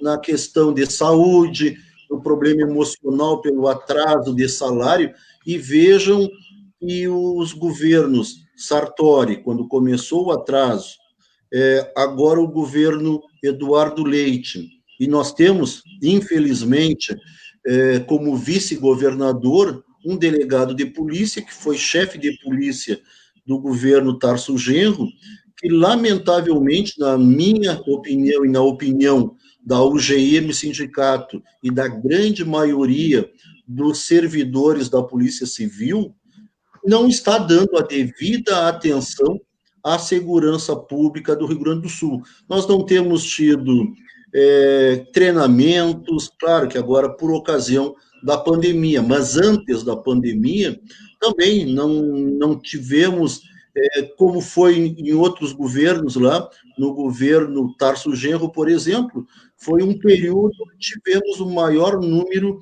de treinamentos, de reciclagens por parte da Polícia Civil. Então, essa preocupação com essa automação por parte da Polícia Civil, ela, por um lado, ela facilita ao cidadão, mas, por outro lado, ela também começa a cada vez mais diminuir os concursos, a atualização não, porque nós estamos muito defasados, mas pelo menos diminuir, amenizar essa redução, essa falta de efetivo. Então, ela tem seus aspectos prós e contras, mas no que tange a investigação, a apuração da Polícia Judiciária, ela causa preocupação e causa problemas no trabalho da polícia. Ricardo, só para seguir nesse assunto, que agora me ocorreu, porque os bancários também são uma espécie de linha de frente, né? Porque eles estão lá, com grande parte deles, né? E correndo risco também do contágio do Covid, né? E não sei se há um número já se há um número de bancários contaminados. E a outra questão é saber, o que eu gostaria de saber, né, como tu estava falando, há toda uma racionalidade nesse setor que parece estar em toda a sociedade, né, de criar disputa entre os colegas, né, e constituir laços, né. E eu queria saber como é que estão os aposentados nesse sentido, como é que eles... Porque a gente sabe que quando a pessoa sai do mercado de trabalho, tem toda uma questão também, né? Dentro de uma sociedade que está nessa disputa geral, como é que ficam os aposentados aí também? Queria essas duas perguntas aí para a gente encaminhar já também. Não, eu não tenho o número de quantos bancários contaminados. A gente tem tido notícias seguidas, né? Aqui na nossa região, houve bem logo no início, a Caixa Federal em Bagé teve que passar por um processo de desinfecção e algumas pessoas foram afastadas do trabalho. E agora, recentemente, a agência de Candiota, um vigilante parece que estava suspeito de Covid e teve que se fechar as portas e fazer a desinfecção e afastar os funcionários que estavam presentes naquela agência lá. Foram deslocados, a agência de Banrisul de Candiota, e foram deslocados funcionários de outras agências próximas aqui para cumprir o expediente lá naquele espaço. Mas a gente tem tido notícias aí de diversas partes do estado, de agências que têm sido fechadas. Inclusive, os bancários estão trabalhando nas agências maiores, divididos em duas turmas. Uma turma fica em casa, né, durante uma semana, e a outra turma trabalhando. Caso aconteça um caso de Covid, já existe a substituição imediata pelos que estão afastados, entendeu? Esse é o processo que os banqueiros encontraram para resolver essa questão. Atende precariamente, divide os bancários em 2 turmas, né? E atende uma semana com um grupo e a outra semana com o outro grupo, né? Bueno, essa é mais ou menos a situação dos bancários, né? Nesse sentido da pandemia aí. Quanto à questão dos aposentados, eu te diria assim, ó, o cara se aposenta e ele não é nem mais bem recebido no banco onde ele trabalhou a vida inteira, né? Ele dedicou uma vida inteira àquela instituição, para o sucesso daquela instituição, cumprindo as metas, cumprindo tudo aquilo que o patrão queria, e depois nem os próprios colegas recebem bem essas pessoas quando eles voltam lá, depois de aposentados, né? É muito comum, eu me lembro ainda quando, bem jovem, entrei no banco, a gente tinha um respeito todo especial na hora que tu estava recebendo um aposentado que tinha estado ali antes de ti, né? Respeitava a experiência que ele tinha, a vivência que ele tinha, o respeito que ele tinha da própria comunidade toda, né? Como lá no início tu falou que a gente vira a fisionomia da empresa, né? Eu sou o Ricardo Banrisul até hoje, passo na rua e o cara lá passa por mim e diz: oi, Banrisul, tudo bom? Como se fosse a minha família, né? Identifica em mim o Banrisul e assim os outros colegas dos outros bancos também. Só que hoje, infelizmente, se perdeu essa conexão, né? Me lembro que nas festinhas, no final de semana, final de ano, e os aposentados faziam questão de ir levar a família e existia toda uma confraternização, porque era todo um conjunto de pessoas que representavam aquela instituição, né? A gente tem as histórias falando em outros bancos, da ABB aqui do Banco do Brasil, né? Onde se juntavam todos os bancários do Banco do Brasil, saíam da agência e iam para a ABB, né? Para confraternizar, jogar uma sinuca, tomar uma cerveja, conversar, as famílias conviver entre elas, né? No Banrisul, nós tínhamos o nosso clubinho, que funciona ali no subsolo do Banrisul, né? Que seguidamente, aos finais de semana, se reuniam todos, e os aposentados faziam parte desses encontros, né? Hoje não existe mais essas questões. Se você for na ABB, você vai encontrar 1 ou 2 bancários lá, do Banco do Brasil. Até porque terceirizaram, né? Agora todo mundo pode ser sócio da ABB, né? As pessoas podem comprar um título de propriedade da ABB e fazer parte. Então, não existe mais essa relação que existia antes dos aposentados bancários com o pessoal da ativa. E não existe mais aquele respeito que eu te disse, que a gente tinha quando recebia algum dos colegas na agência, né, dos aposentados, a gente tentava de qualquer forma atender ele e dar para ele toda a atenção possível. E eles se sentiam bem, eles iam quase todo dia eles iam lá no banco, né? Para tomar um café e conversar, ver quais as mudanças que estavam acontecendo, como as coisas estavam sendo conduzidas, né? Hoje não tem mais essa relação aí. Está se perdendo essa relação da empresa, né?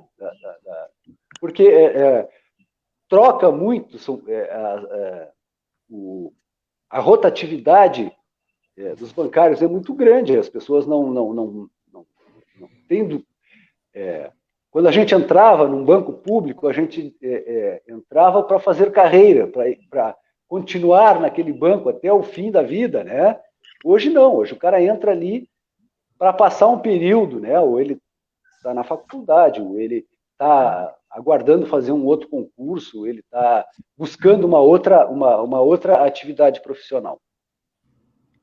Eu queria, então, só abrir para vocês fazerem as considerações finais de vocês, para a gente encerrar, porque a gente já está em 1h30, que foi mais ou menos, né? Acho que um bom tempo para uma live. Então, Fred, para começar contigo, aí, tuas considerações finais, alguma questão que tu gostaria de deixar também, que não deu tempo? Uma questão que eu gostaria de trazer à tona de novo é a questão do salário, né? Parece que funcionários públicos são todos bem remunerados. Hoje a gente encontra no município, o Clodoaldo depois vai endossar o que eu estou falando, tem servente merendeira que ganha R$700. Exatamente. Enquanto o adicional de tempo exclusivo que o prefeito criou lá em 2017, o atual prefeito, Divaldo, né, criou em 2017, chega a 13.800. Uma pessoa que já tem o salário ainda tem esse adicional de 3.800. Então, olha as diferenças salariais gritantes e absurdas que existem no município. Um professor com início de carreira é em torno de 1.400, 1.200, dependendo de se tem especialização da graduação que ele tem. Então, no serviço público, eu diria especialmente no municipal, são poucos os que se destacam na questão do salário. É aqueles que tiveram alguma vantagem incorporada em outros governos e nesse governo também, né, ao atravessar dos anos, né. Então, assim, as pessoas rotulam o funcionário público todos como se fossem iguais, como se todos fossem bem remunerados ou como se todos fossem mal. Tem os bem remunerados, que são uma minoria hoje no município, e a grande maioria é complicado, sabe? Eu fico, às vezes, eu diria que acredito que os colegas fiquem constrangidos, né? Como é que tu vai trabalhar numa escola com uma pessoa, com um colega teu de trabalho ali, ganhando R$700, não consegue pagar o aluguel da casa, né? Às vezes aconteceu numa escola que eu fui até diretor, a gente fazia vaquinha, às vezes, para ajudar algumas colegas, porque elas estavam passando dificuldades em casa em função do salário baixo. Então, é isso que aborrece bastante. Esse governo entrou com a promessa, se utilizou dos funcionários públicos com a promessa de um salário digno. Não era um grande salário, era apenas um salário digno. E promoveu um congelamento de 4 anos sem reajustes no salário do quadro geral, dos funcionários do quadro geral, os concursados. Deu aumento para CC, para concursado ele não deu aumento nenhum. Os professores têm o reajuste anual do magistério, que tivemos até 2019 esse reajuste. Então, a gente teve um aumento. Só que esse ano ele já resolveu congelar o salário dos professores também, não cumprindo o plano municipal de carreira do magistério e não cumprindo uma lei federal, que é a lei do piso nacional do magistério. Entendeu? Então, era esse meu último desabafo, né? A questão da uberização do serviço, como o Ricardo já tinha falado, acontece também na educação, né? A gente vê principalmente, a gente acompanha isso na educação particular, né?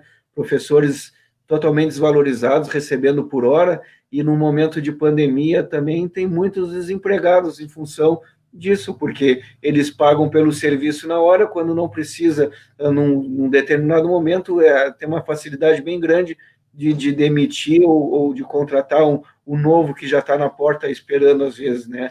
Eles se provalecem da farta mão de obra, né? Que outras categorias não permitem essa farta mão de obra, como, por exemplo, os médicos, não deixaram nem abrir uma faculdade de medicina no município de Bagé, né? Tem um conselho bem forte que consegue atuar em outras esferas e impedir, tem esses mecanismos que impede e que promove, que deixa permitir que tenham salários mais, eu diria, aceitáveis, né? Porque tem médico que ganha bem, muito bem, e tem médico que ganha mal, a gente sabe disso também. Não, e só para contribuir contigo, em São Paulo, às vezes se criam associações como se fosse uma empresa, ela contrata professores e ele trabalha numa escola. Depois essa associação desaparece e não pagou nada dos direitos do professor, e ele fica exato. Mas esse é no ar, sem direito a nada, nada foi pago, né? E exato. A escola não se responsabiliza também. Exato, não se responsabiliza até ali. Até então, a Justiça do Trabalho responsabilizaria a escola. Só que o governo federal acabou, né? Está acabando com a Justiça do Trabalho cada vez mais. E eu queria acrescentar que essa é uma vontade até do governador. A gente já viu falas dele dizendo que seria o ideal privatizar a educação, eles contratariam uma empresa para botar o professor, né? Só que a gente sabe que além da qualidade do ensino ficar prejudicada com uma eventual terceirização da educação, a gente sabe da corrupção que vai acontecer com isso, que vai ser muito maior. Se hoje existe corrupção, vai se abrir um leque para ampliar a corrupção e o grande ganhar mais. Né? Vai ser normal a escola particular vender 100 vagas para o Estado, aí depois dizer, foram só 10 alunos, porque eles não recepcionaram bem o aluno lá. Foram só 10, mas o Estado vai continuar pagando 100, entendeu? E por aí vai, a gente está vendo que isso acontecerá se eles conseguirem, né, pôr em prática esses planos errados, esses planos economias, esses planos que a gente vê que é só para ganhar dinheiro e promover uma maior do que a gente já tem, uma desigualdade social, né? Colocar a população numa situação de miséria e promover uma desigualdade social cada vez maior. Isso é muito triste que vem acontecendo, é muito triste ver que parte dos colegas e parte da população ainda apoia isso. Pessoas pobres que eram para estar apoiando justamente ao contrário, acham que isso é uma boa, porque vão ter emprego, só que não vão ter emprego, vão ter um emprego miserável, ganhando às vezes menos que salário mínimo, não vão conseguir sustentar suas famílias através do emprego, né, que deveria dar um salário digno para a pessoa, pelo menos, ter dignidade de sustentar sua casa, né? Mas isso aí é... Opa. Oi? Não, pode encerrar. Agradecer, parabenizar aí a iniciativa do Clodoaldo de nos reunir hoje, né, nessa live, né? Foi bem produtivo, acho que a gente pode ter outros momentos como esse. Agradecer a presença dos colegas aí, do Lamadril, do Ricardo, a condução dos trabalhos pela tua parte, Enzo. Tá bom? Um abraço para vocês aí, obrigado por nos escutar nesse momento aí, vamos seguir nos apoiando, né, que eu vejo que aqui temos sindicatos, a gente entre nós, jornalistas aqui, temos conseguindo nos apoiar bastante nas nossas lutas, né, e se a gente se apoiando, se a gente lutando do jeito que a gente luta, brigando, justiça, denúncia, rádio, né, lives, e se a gente fazendo tudo isso, o governo ainda consegue avançar nos seus pacotes de maldade, imagina os espectadores, se não houvesse sindicato, se não tivéssemos nós aqui, os loucos, como dizem alguns, né, que ficam batendo boca e ficam gritando por uma luta que alguns já entregaram, já se entregaram para essa luta, diz que não adianta. Eu vou lutar até o último momento da minha vida, até onde eu tiver forças para lutar, espero que os colegas sigamos nos apoiando nessa nossa batalha aí. Não vai ser fácil, mas eu quero acreditar que dias melhores estão por vir, governos mais humanos possam voltar a governar nosso município, nosso estado, nosso país, enfim, que a gente consiga ter uma igualdade, no mínimo social, um pouco melhor, né? Não governos preocupados em aumentar essa desigualdade social. Eu não consigo entender como um ser humano pode se sentir bem ganhando seus milhões e vendo o seu semelhante passando necessidade, morando sem condições de infraestrutura, às vezes sem nem alimentação, tendo acesso a esses serviços de alimentação, educação e saúde, como alguns governantes querem que a maioria da população passe por essas dificuldades, tá bom? Obrigado aí. Bom, obrigado. Amadil, tuas considerações finais. Ézio, só resta agradecer, né? E até mesmo sobre aquele tópico que me provocavas no bloco anterior sobre a automação, só para ficar bem grifado, muito embora facilite ao cidadão para registrar a ocorrência, vamos supor, 100 ocorrências registradas na delegacia online, não precisou o plantonista atender a pessoa, mas aquelas 100 ocorrências terão que ser apuradas, investigadas e depois realizado os procedimentos policiais pela meia dúzia que restam nas delegacias. Então, essa falta de investimento na insegurança pública, ela traz consequências terríveis para o bom andamento dos trabalhos e a apuração, que é o que o cidadão realmente espera de nós. Ainda também a reflexão do Ricardo sobre o aposentado, nós também, como servidores públicos, sentimos isso, que, na verdade, a gente acaba fazendo uma reflexão que não somos nada mais, nada menos do que uma matrícula para o Estado. passamos o nosso período de trabalho e, lamentavelmente, quando aposentados ou doentes, ou por algum problema sendo precocemente aposentado por problemas de saúde, é apenas uma matrícula que será logo recuperada e substituída, né?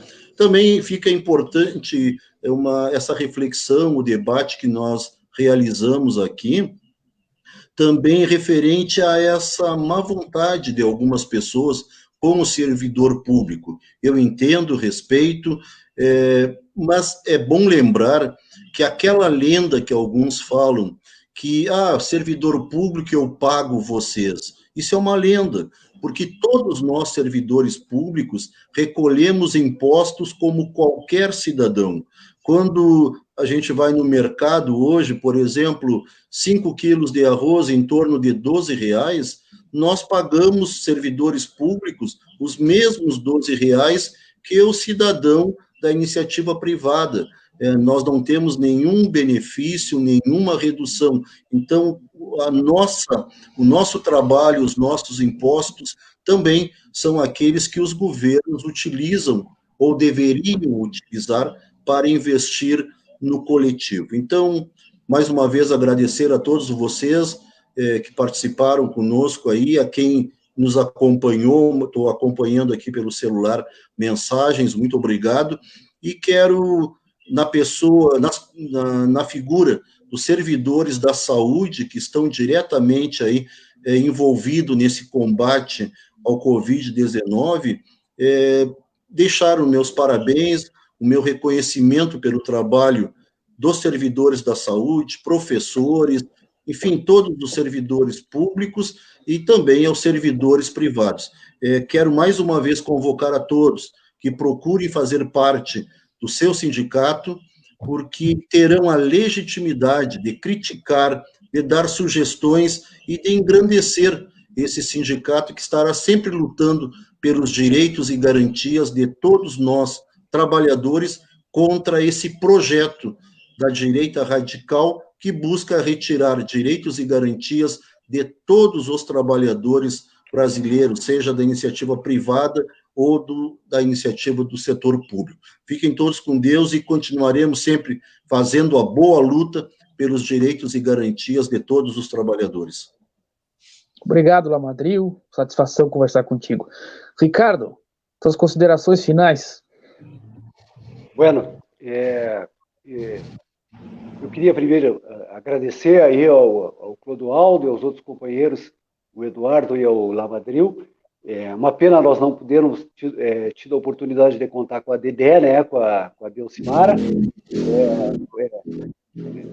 A gente perde muito quando não escuta pessoas sábias como a Delcimara, né?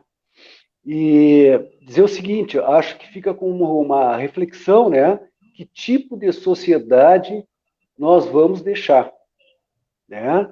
O que é que nós vamos deixar para frente se a gente continuar concordando com todos esses desmontes e esse tipo de ataque a toda a classe trabalhadora e, na verdade, contra uma sociedade inteira, contra um povo inteiro, né?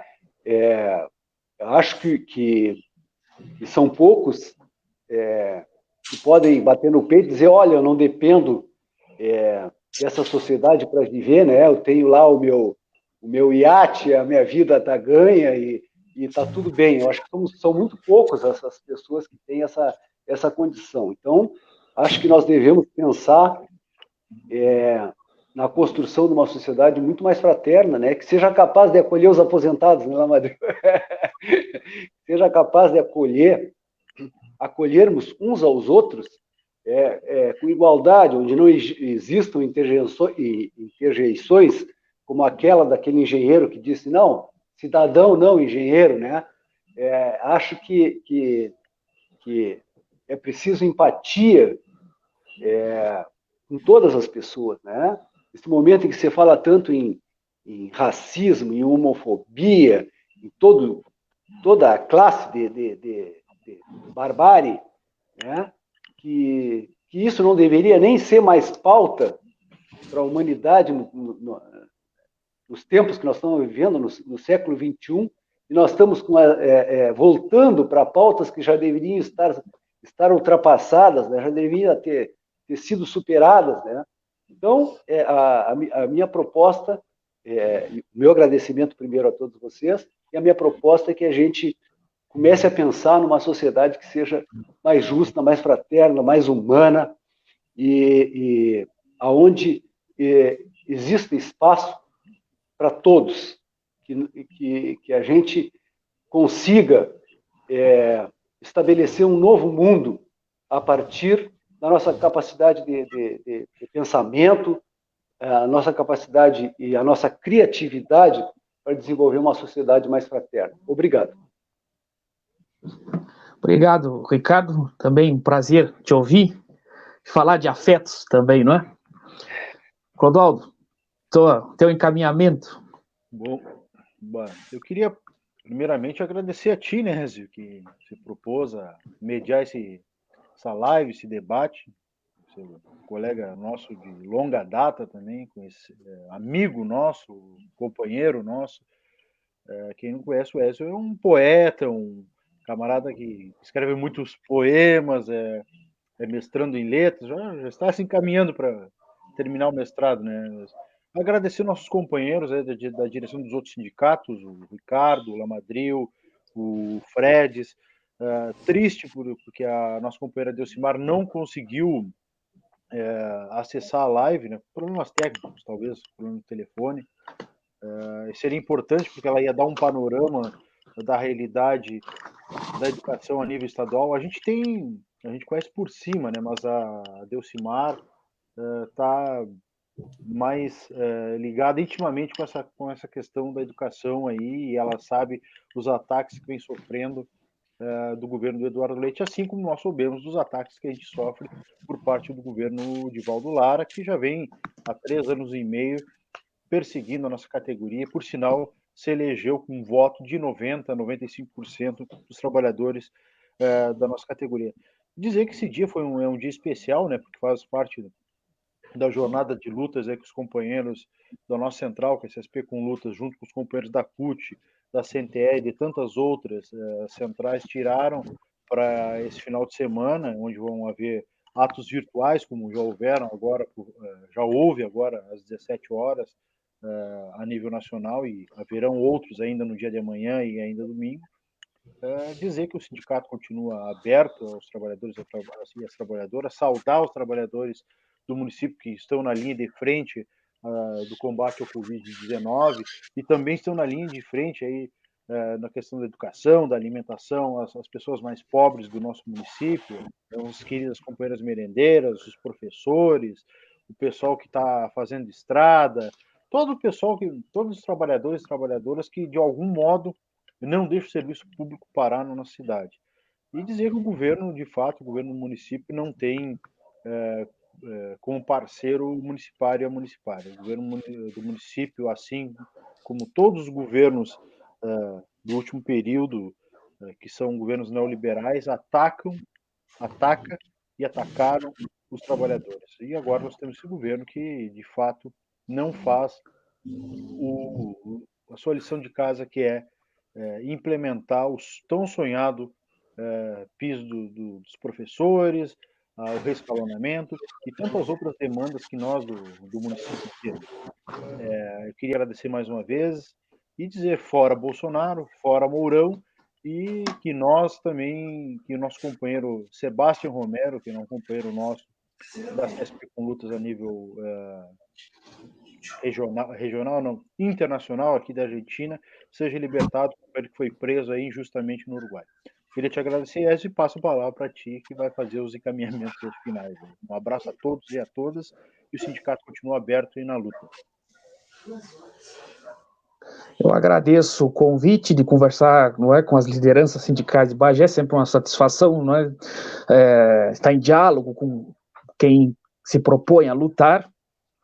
E ressalto, né, que essa atividade é integrante do integra o Dia Nacional de Lutas, né, principalmente pelo Fora Bolsonaro, e contou com o Ricardo Machado, que é do Sindicato dos Bancários, o Eduardo Fredes, do Sindicato dos Professores Municipais, o Clodoaldo Fagundes, do Sindicato dos Municipários, e o Luiz Henrique Lamadril, Sindicato dos Agentes de Polícia do Rio Grande do Sul. Né? Eu agradeço a todos vocês e queria também aqui prestar minha homenagem para uma professora do município, recentemente falecida, a professora Renata Tugnoli, também uma colega progressista de esquerda que se foi, acho uma perda significativa para a nossa cidade e diminui, não é, a nossa luta, a ausência dela, né? Então, é isso, eu agradeço e sempre gosto de terminar lembrando uma frase um pouco sem origem, atribuída a um revolucionário que diz, né, que a liberdade não se conquista com flores, né? Então, sigamos na luta. Boa sorte a todos e obrigado por quem acompanhou essa live. Até.